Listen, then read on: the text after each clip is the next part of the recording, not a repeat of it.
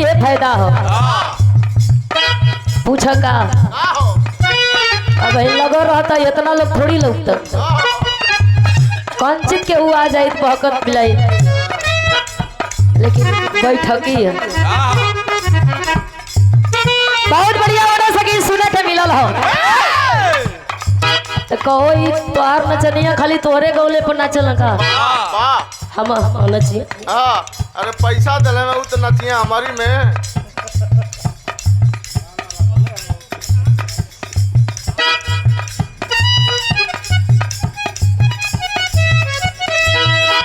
बहुत बढ़िया संकेत भैया करत हो।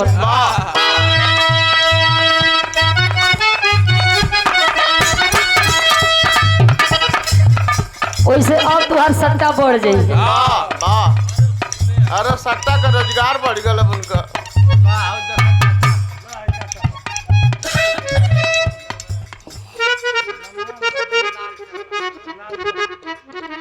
और कुछ नहीं बाबूजी, आप लालचंद बाबूजी की ओर से पावन पुरस्कार कोटि कोटि प्रणाम हंस सबके फूल लगी हो। बड़ा सुंदर संकेत भैया करत हो। कैसे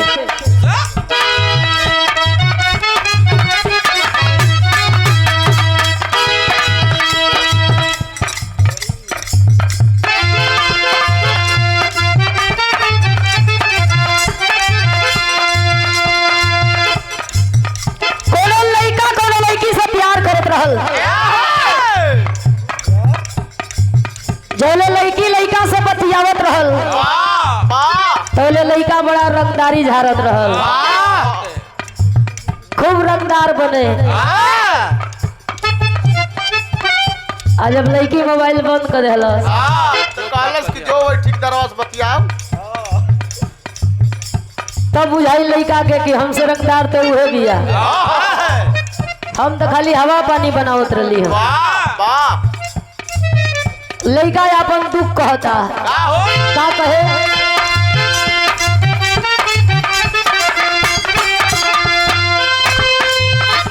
ए भोले दानी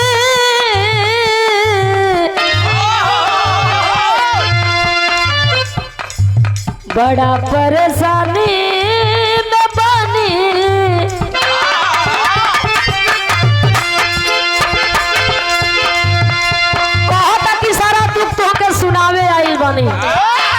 और कैसे कही के हमार बात दूसरा से कह लोग मजा ले, यही से तोहरा ले कहे आई बनी। कहत लइका ए बाबा आइल बनी तुहरी शरण में,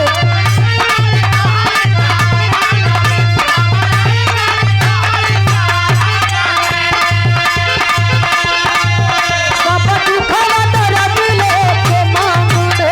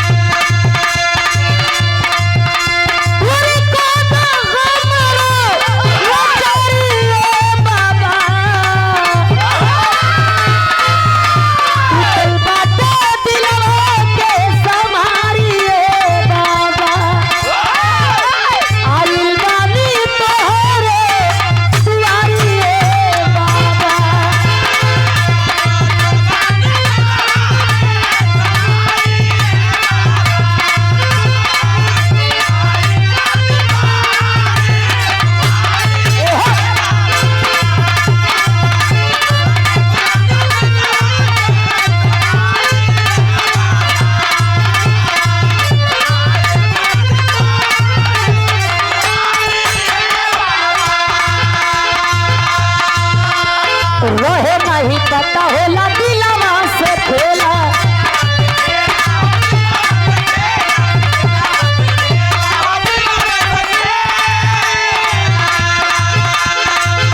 अरे हाथ धके लोगवा हो साथी छोड़ी देला।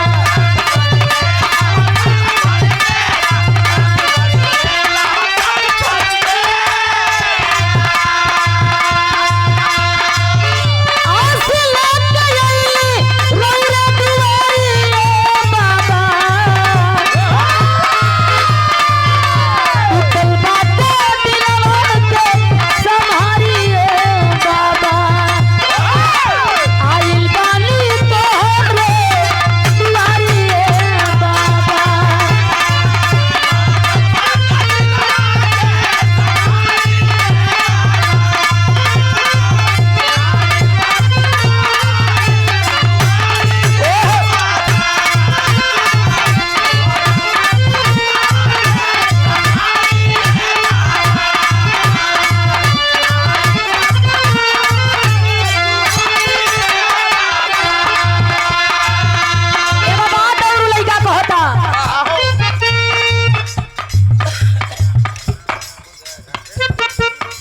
और हमारे गार्जियन गुरु सुरु बड़े भैया रामवचन भारती मीरपुर और हमारे बजरंगी भैया, ये आपके द्वारा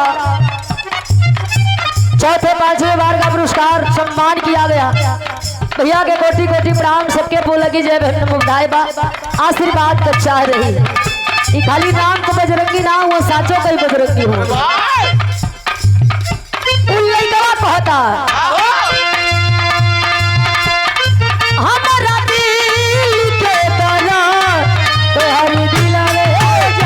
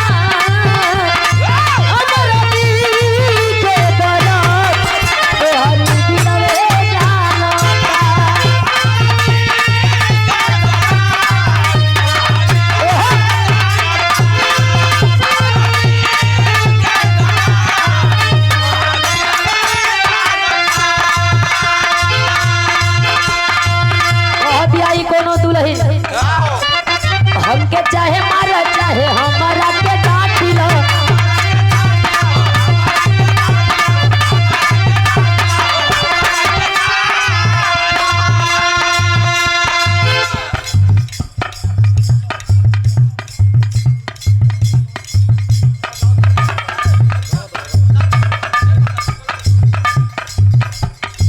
कह दिया दुल्हन सुना सब हमके बर्दाश्त है, लेकिन काट के सवत बर्दाश्त ना हो। का कहे हमके चाहे मारो चाहे हमारा के डांट लो।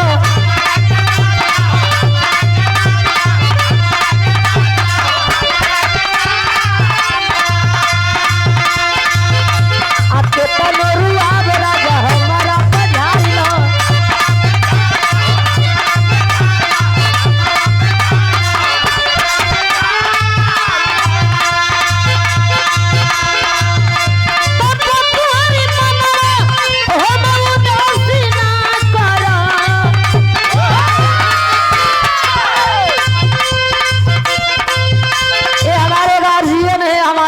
हमारे बड़े भाई है और मीरपुर के आबशान है, सम्मान है।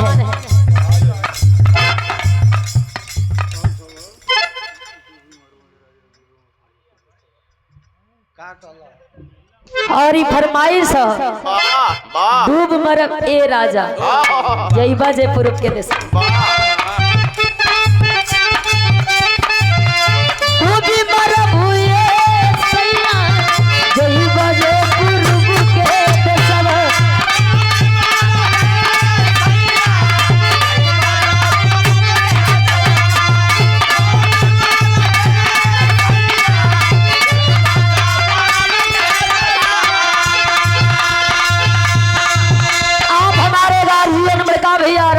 भारती मीरपुर ग्राम सभा के आप समाज सेवी और हम सबके गार्जियन हैं। ये फरमाइश भी आपकी रही है, हजारों रुपए का पुरस्कार।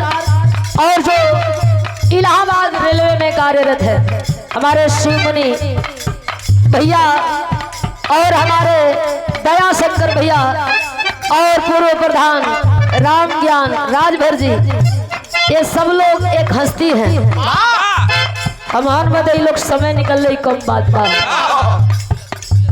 और हमारे बड़े भैया आप गुड्डू यादव जी उर्फ दया शंकर यादव मीरपुर के, आप सम्मान में खुद भी एक सम्मानित व्यक्ति के रूप में बैठे हैं। हम सबके गार्जियन बन के करौंदी नारायणपुर के आप भी समाज सेवी है और करौंदी नारायणपुर के आन बान शान है।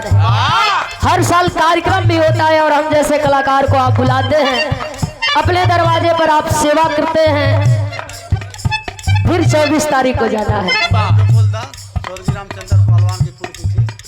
हमारे स्वर्गीय बाबूजी रामचंद्र पहलवान जो हमारे गुड्डू यादव और दया शंकर यादव बड़े भैया के पिताजी के प्रतिथि में हम जैसे कलाकार जाते हैं और आप लोग भी 24 आएंगे दिसंबर और आ करके भावनी श्रद्धांजलि उनको अर्पित करेंगे।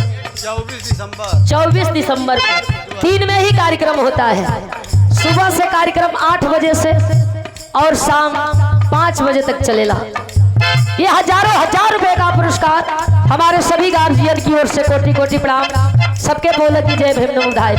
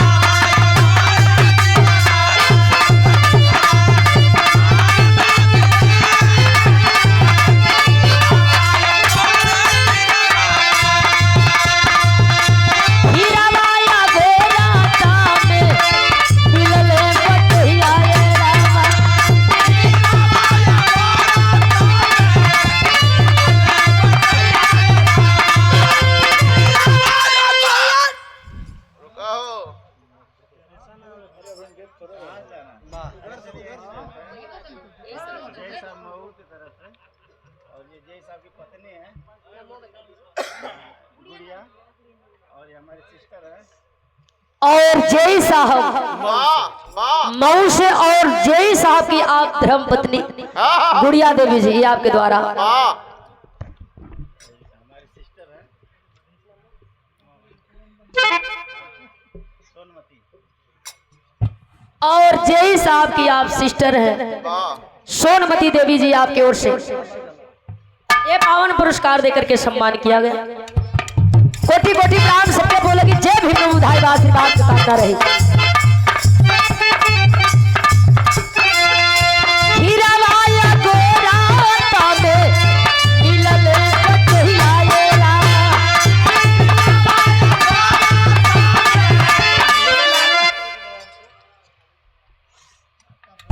और हमारे गार्जियन बड़े भैया राम मोहन भैया करौंदी नारायणपुर के धरती से आप भी गुड्डू भैया के सम्मान में आए हैं और हम लोगों का भी सम्मान बढ़ा रहे हैं। राम मोहन भैया के चरणों में कोटि कोटि प्रणाम बा और सब लोगों के फूल की प्रणाम बा आशीर्वाद का कामना बा।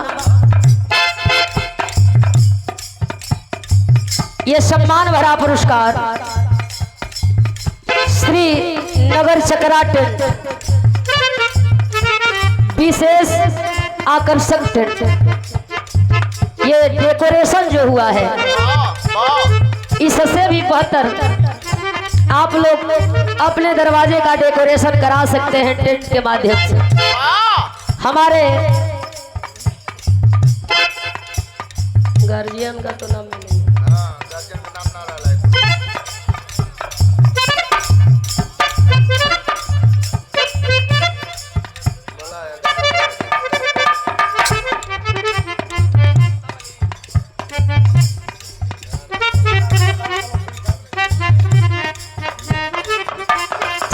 मकई कटवे लेके तू पड़ेला तो ही नहीं के दे दे ला तू ही पढ़ के बता दा हमें। इस चकरा का टेंट मशहूर टेंट प्रोप्राइटर महोदय की ओर से 50 रुपया दे करके सम्मान किया गया। कोटि कोटि प्रणाम सबके बोल लगी है।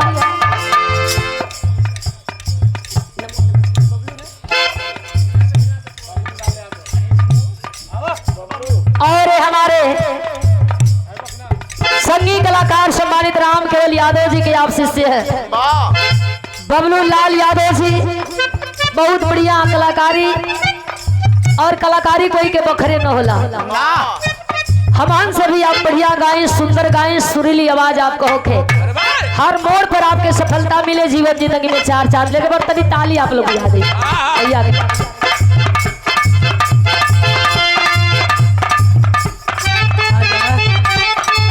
आवा कुछ कहे कि हमें ना पड़े।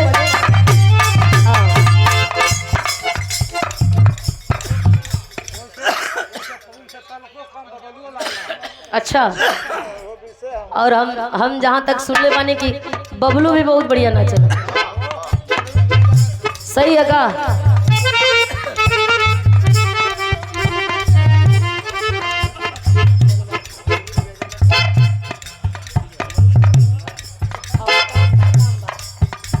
कामे से नाम होला,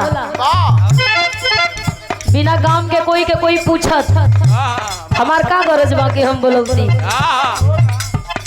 लेकिन काम बढ़िया बा। हाँ, एक बात ध्यान रहे जे ना चलू बाचल।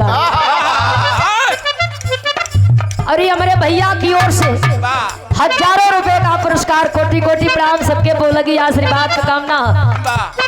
कैसे हीरा भाया गोरा तामे नीलल पटहिया रे रामा,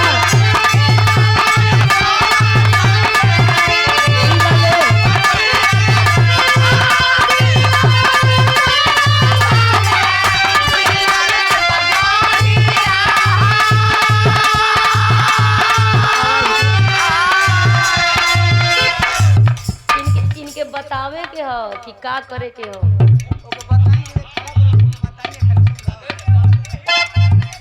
जैसे ओने हिलौला एने नाचे के बा, ओने हिलावे के बा, एने नाचे के बा। हाँ हाँ, ओने हिलावे के बा। कैसे हीरा वाला गोरा तबे नीलल पटहिया रे रामा। क्या बात है।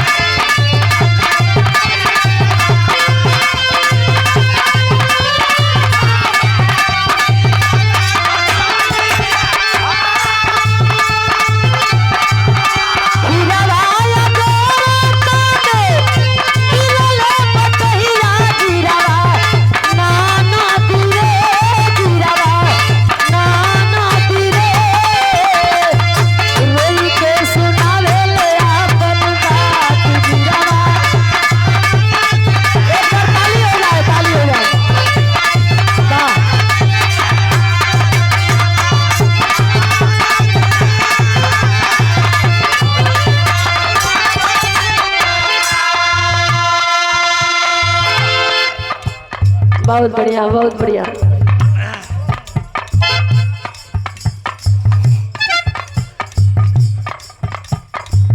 करियाई में तो बुझाता कि हड्डियां नहीं थे। थोड़ा सा गिरीश का कमी है इनकी करिया में। बहुत बढ़िया। हाँ, प्रिया सुहानी खानी कहल गई बा। अरे हम पतरी हमरे पिया नवा,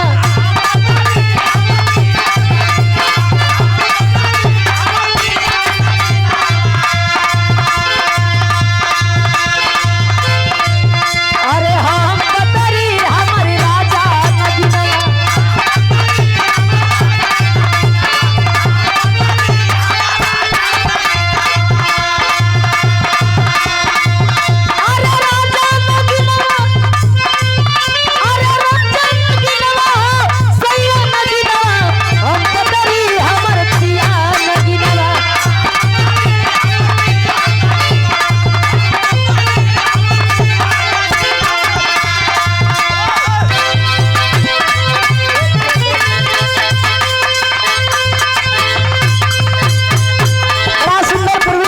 के भाव और जैसा अवसर है वैसा काम।